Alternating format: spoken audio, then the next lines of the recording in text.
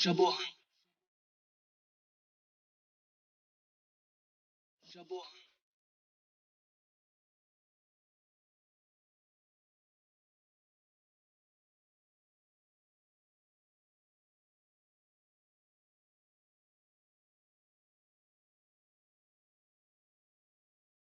شباهن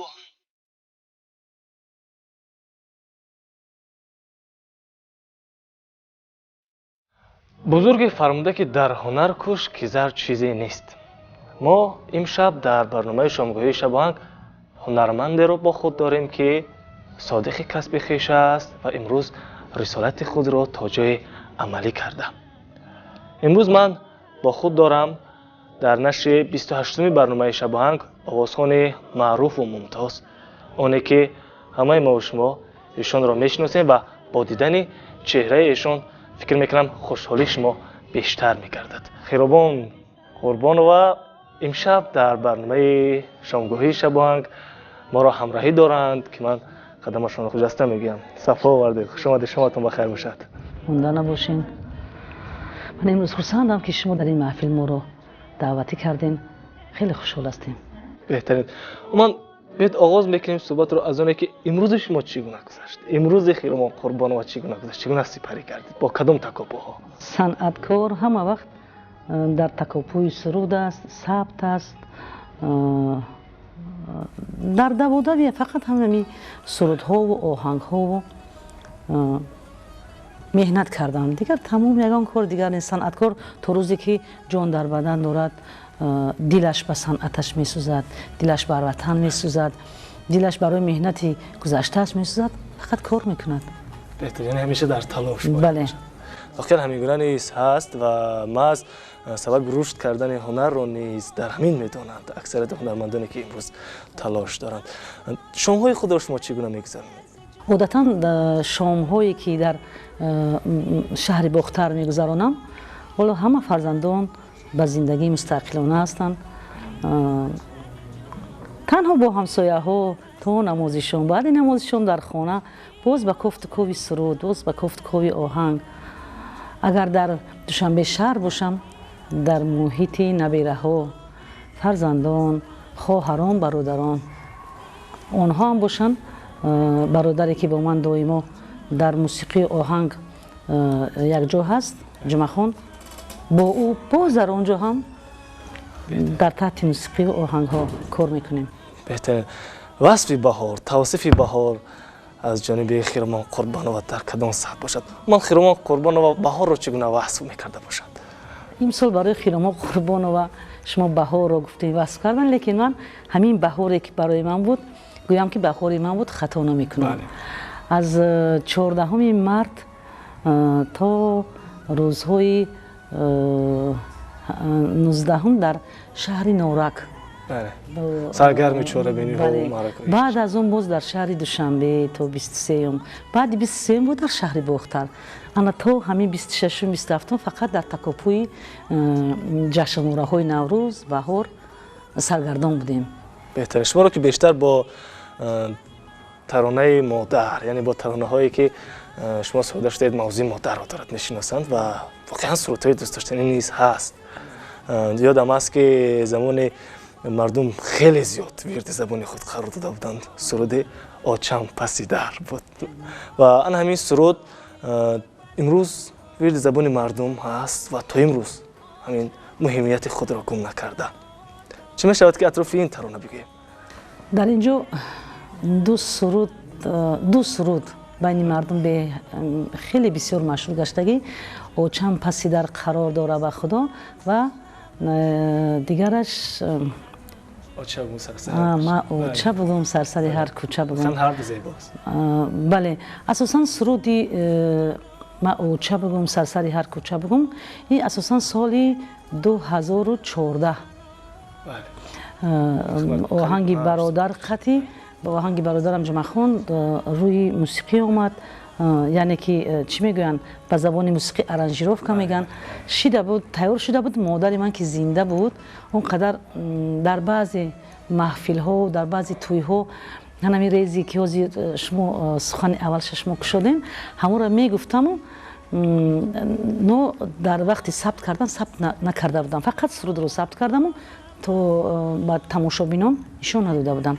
баъд як бегонӣ як тӯй буд дар шаҳри шаҳрами дар қалхозободи аввала ки ҳозир падару модари ман дар он ҷо зиндагӣ мекунанд, Ҷалолиддин Рӯмӣ.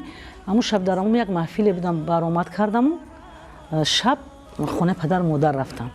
баъд саҳар вақте ки чӣ мегӯянд дарвозаи ҳавлиро берун кушода баромадам, як мошин гузашт истод, як зани хушрӯи нозанини синну сол рафта хамбида балки Хиромонҷон гуфтам лабай гаштам ҷо дар ҷигарат садқае гуфтам бо чӣ шидохи биёин хона дурай не гуфт ҳамимшаб ҳамун резе ки хонди иққадар мада маъқул шид ҳамонро тезтар сабт кун ака ман очам ки зинда буд он қадар дилам намекашид ки ҳамин сурудро рости гап ҳамин реза дар ҳамин суруд ранги чӣ мегӯянд ба забони мусиқи шабка мегӯянд бояд бикунам накардам.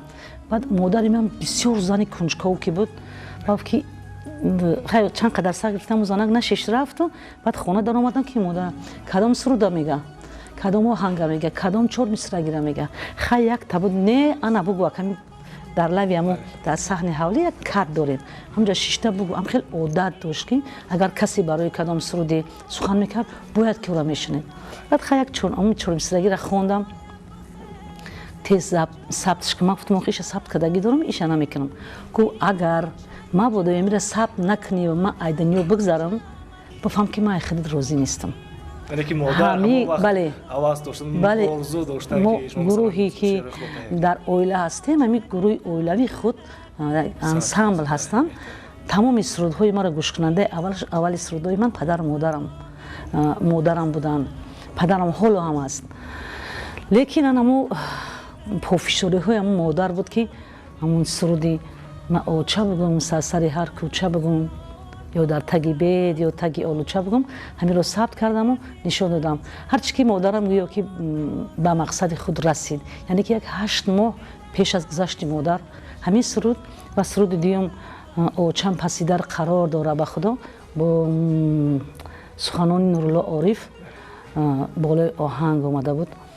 баъд рафтаму очама гуфтам ки инаша тайёр кардам, ана иша тайёр шуд ва инаша қадри худат яъне ки клип мекунем. ба гуфт ки ака мара чӣ хел клип мекунем? ман гуфтам ки дар тори сари дар як табақ анор мегирем ва ҳамин хел либос мегирем гуфта хел чӣ кардан гуфтам вай гӯш кард. баъд гуфт ки яке ҳамун дар ҳамун клипҳо бисёр маънум мекунанд, агар ҳамун табақи анор базнӣ кунанд ҳамин такада меғалтонанд.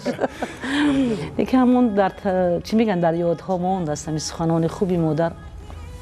беҳтарин воқеан ҳамин роҳнамоиҳои модар, роҳнамоиҳои волидайн маҳз сабаб мешавад ки аксарияти ҳунармандон мегӯянд дар суҳбатҳо маҳз рушд кардани ишон аз сахтгириҳои волидайн, махсусан аз сахтгириҳои модар аст ки онҳо орзу доранд ки орзуи фарзандашон амалӣ шавад ва ба ин хотир мекушанд онҳо. асосан санъатро ҳама кас хоҳиш дорад, орзу дорад ки дар санъат рушд кунад, лекин ҳарчанд ки мухлисон аст, пеш аз ҳама тамошобини аввалин ки модару падар аст, фикр мекунад ки вай бо як илҳоми тоза, бо як диди нав тамошо мекунад, фикр мекунӣ ки вай ягон камбудӣ надорад барои фарзанд ё ки фикр мекунӣ ки барои падару модар ин беҳтарин аст, дар дилат боз як шӯълаи дигар пайдо мешавад. чӣ мешавад ки ба хотири модар то роҳи ишон шод бошанд 4 мисраи аз ин ду суруд якеашро 4 мисраашро ба таври зинда барои бинандаҳои азизи телевизиони хатлон низ бисаред то ишон низ лаззат бабаранд.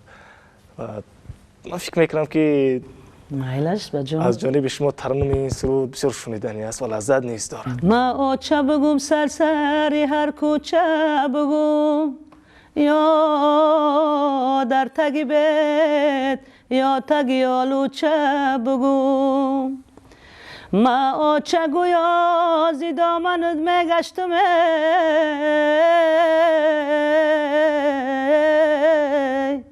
баъди сари ту дига кира оча бугум беҳтарин. худо кунад ки рӯҳашон шод бошад.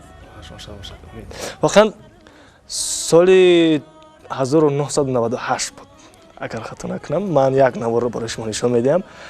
шумо бигӯед ки ҳамин сол яъне соли 1998 ки бо ҳамроҳи устод Толиб Абдулло таронаи суруда будем. دوست داشتنی من کی هست من استادش میگم نباشد این از من هم خورده هستم واقعا طوری که میشنویم مثلا صدای شما با اون صدایی که سال 1998 بود خیلی فرق کننده است. بله البته شیرین است ولی امروز باز شیرین تر شده است.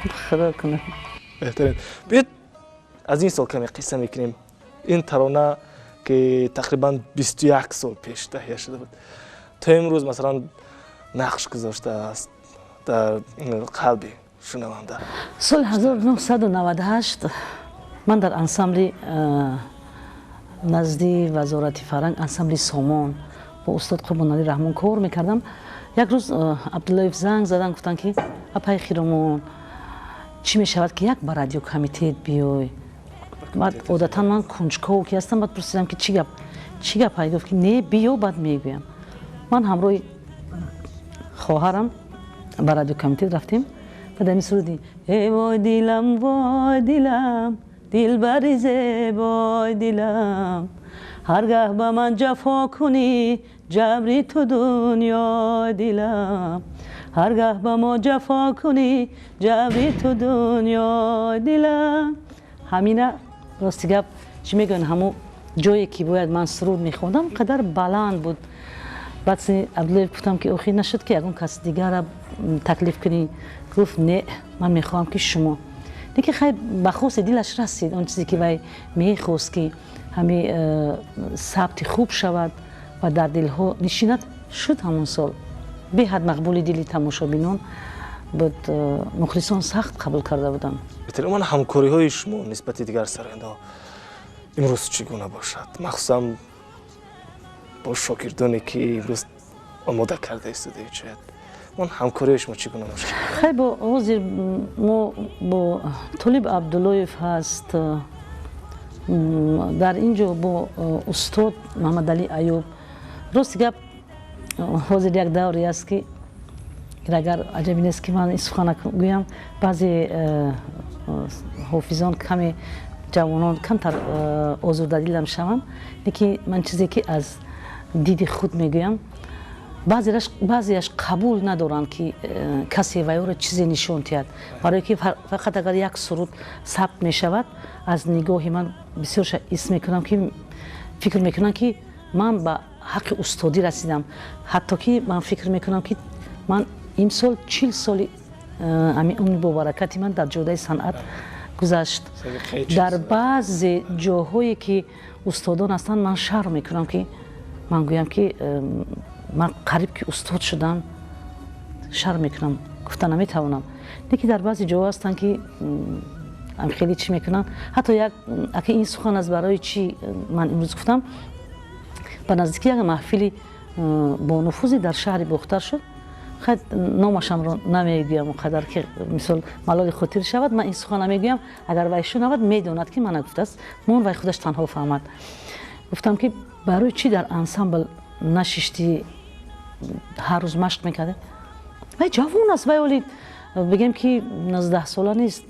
گوش گفت که مرا که همه میشناسن شاگرد من شنوندگیم اینقدر دیگه شاگرد بشناسن من کمی شرم کردم گفتم گپ نیست راستیگه. بعد مرحمت یک حافظ دیگر هست همکار در مکتب که موسیقی کار میکند و از که وقتی که من دستم رو پیش بر کردم وی فهمید که هم قهرم کرد هم کم ترک ناموس غم داد وی فهمید که نفرید سخنی وی. بعد استاد دستی من چقدر گفت که من فهمیدم که شما را نفرید. گفتم همی گپ چی خلاص میکنی؟ گفت به خدا بعضی جوانای حضور میبینیم کم ترمی ناموس غم میته که ما به این جدا رسیدگیم نمیتوانیم که گوییم که ما حق استادی داریم.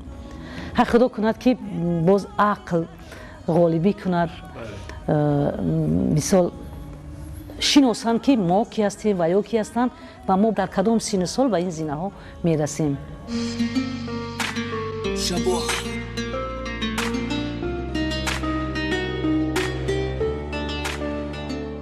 باز هم ادامه میدیم بینندگان عزیز و ارجمند این برنامه شبانگ است و من یادآور میشوم که ما امشب меҳмони дӯстдоштанӣ ҳунарманди маъруфу мумтоз Хирмон Қурбоноваро ба худ дорем. Ман як акс чам овардам. ин аз кадом клип, аз таҳияи кадом клип ва кадом сол аст ки шумо бисёр фикр мекунам ғамангез? 2015 ман одатан ба ғайр аз он ки ман суруд мехонам, донишгоҳи ҳунарҳои зеборо ба сифати коргардон ба итмом расондам. дар баъзе ҷоҳо чорабинӣ мешавад, коргардонҳо бисёр ҳофиз ё ҳофизаҳоро нишон медиҳанд ки бояд чӣ кор кунанд. Худоро шукр ки зиёд ҳам набошад, камтар ман медонам ки ҳамин суруди ман бояд дар ҳамин суруд ман чиро иҷро кунам. баъд инро мо дар 5 март соли 2015 дар зидӣ рафта будем. дар ҳамон ҷо сабт шуд, дар як хонаи мерем ки як одами мо чӣ мегӯяд намояндаи мо барвақта рафта буд. баъд мерава ки даҳандар даму занак биромаги ассалом мега холаҷон нағзем мега ки ҳамин ҳавли бисёр ҳавли зебоай, ҳавли оддӣ, хел чӣ мегӯянд диққат ҷалб кунанда, лекин давраҳои чӣ мегӯянд каме пештар нишон додагӣ. баъд мега ки барои кадом ҳофиз мегӯем, баъд мега ки мехоҳем ки ҳамо як суруда сабт кунем. Кия баъд мега? Мега Хиромон. дар қадир хтарамон барам. Мо ҳама мухлисем, бия хонем ада сабт кунем. Бале. баъд мерем ки ами боз як актёра модараш будааст аямон тараф. Хеле бисёр бо чеҳраи кушода, бо меҳрубониёи зиёд рафтем ки ҳама чиз тайёр кардагем. баъд дар ҳавлияш як дарахти ами хел зардолу амтар хам гашта ам ҳавли дар омадам. сини тарафи режиссёр гуфтам ки ҳамин дарахт чӣ хелай? ки дара донисти ки чико карданда гуфтам охи ба ан ҳамин дарахт. яъне ки суруд ҳамин чизро талаб мекард, охи бояд ки ҳамин чиз бошад. яъне монанди бояд. беҳтарин баромадҳои худ дар шабакаҳои ҷумҳуривӣ. ва мехостам дар бораи консертҳои шумо бигӯем ки соли 2018 ман фикр мекунам барои шумо соли бисёр хотирмон буд. консерти калони худро барпо кардед. чӣ мешавад ки атрофи бигӯем ки консерте ки шумо барпо кардед чанд сурудро дар бар гирифта буд ва чанд таронаи худро он ҷо сароидед?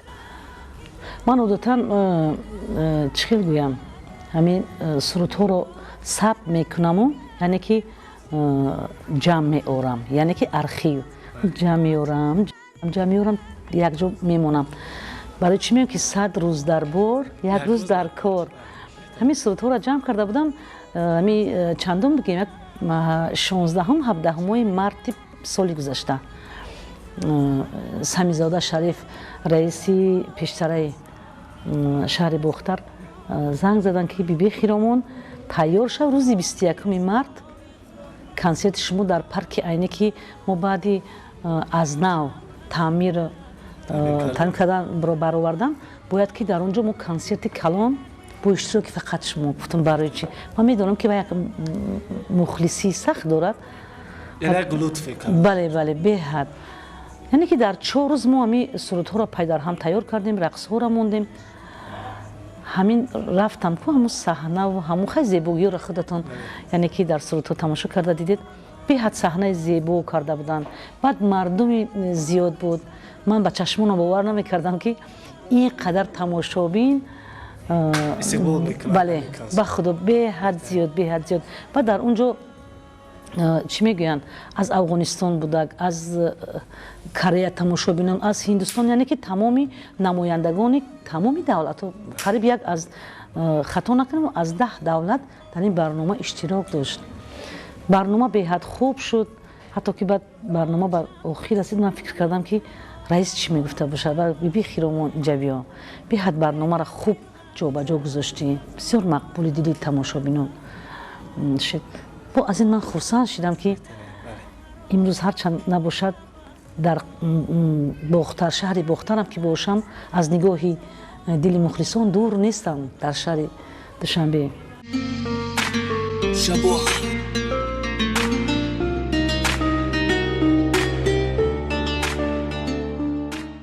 монда набошед бинандагони азизу арҷманд, бозам идомаи барномаи шомгоҳи Шабоҳанг аст. ман аз чеҳраи навбатии барнома, аз خیرمان قربان و میخواستم بپرسم که امروز پای تهیه چگونه ترانه باشید؟ یعنی امروز چه ترانه نوی روی دست دارید که اون رو کارکرد کرده ایستادید؟ نیم شوخی نیم جدی گویم که در کوچه هم کسی ببیند اپای خیرمان یگان سرودی نو هست، امروز از شما هم شنیدم. حالا از علی محمد بنادی در تحت موسیقی محمد علی ایوبوف یک تا سرودی خبری آمدنت مژده باران باشد، به گلی تشنکی محکوم بیابان باشد. همین رو در موسیقی در آوردیم، همین را کار کرده ایستادم. می شود کمیشو هری سرود بسازید.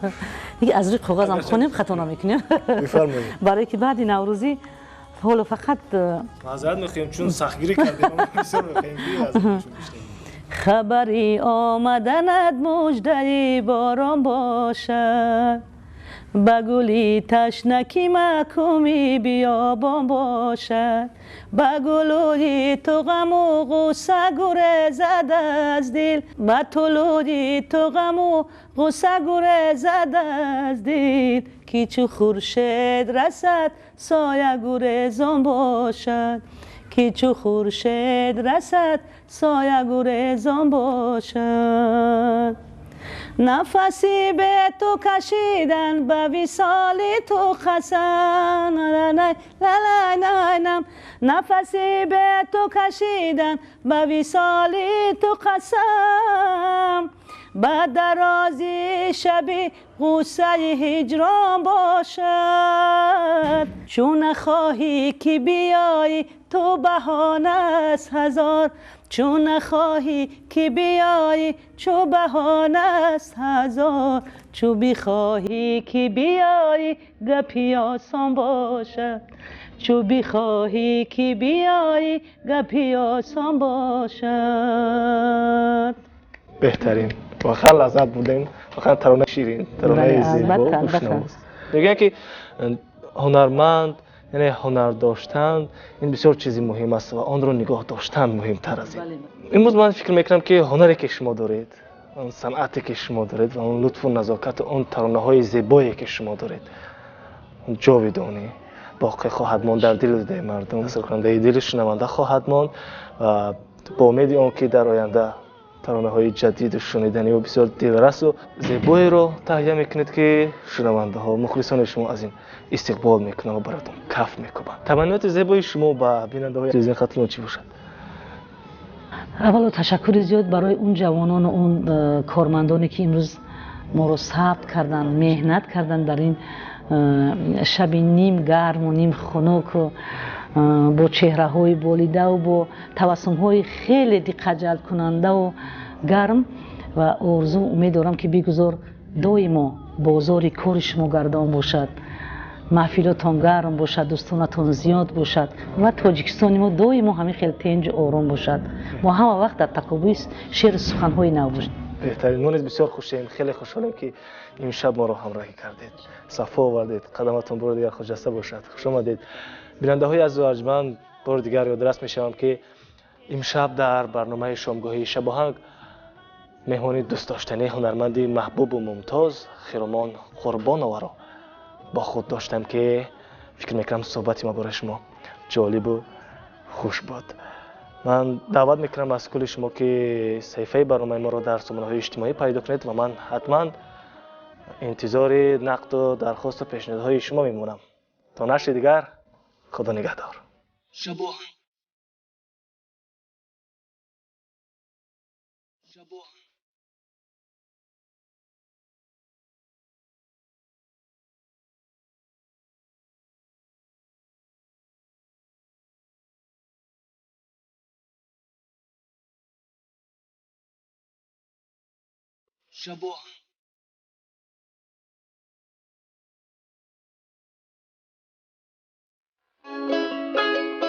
با کانال زیور شو وظیف ابونه شوید و برنامه های تلویزیونی را با اشتراک سرنده های معروف و دیگر ویدیوهای جدید ببینید.